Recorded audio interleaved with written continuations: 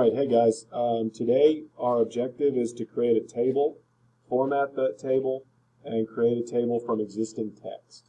Okay, so you're going to go to Schoology and you're going to open up these two documents. Here are the directions, and here is the table that you're going to be working with. Remember, you can toggle back and forth by going Alt-Tab. Okay, let's get started.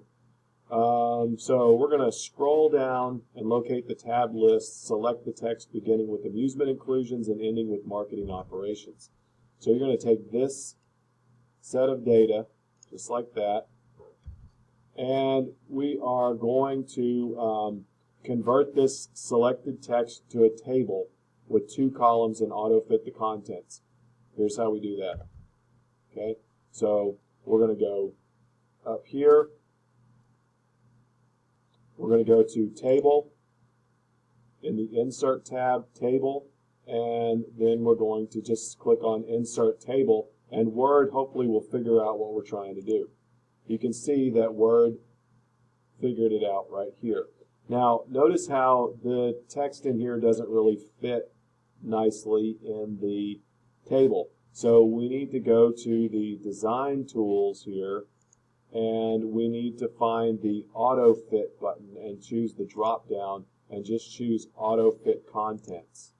And now it makes it fit in there nice and okay. The next thing we're going to do is insert a new column to the right of the last column, and then we're going to drag that out to about 5 1/4.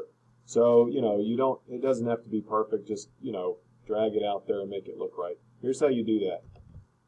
So we're going to go down here to our table, and we're going to move our cursor until we see a little plus sign. There's a plus sign right there. And all you have to do is click on that plus sign, and it will add a new column. Now, as you can see, that column is very thin. So we need to go back over until our cursor becomes a little back and forth arrow. Hold down your mouse and drag that over to about the 5 1/4 mark, somewhere about right there. Okay?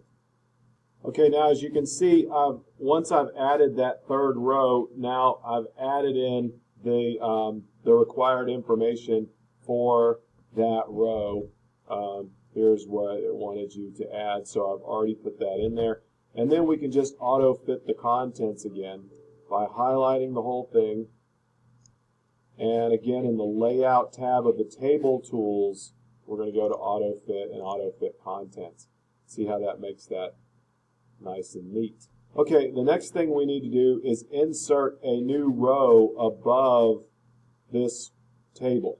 Okay, so here's the key to this. It's very simple. You want to just make sure that your mouse, that your cursor is sitting up here in this amusement inclusions box.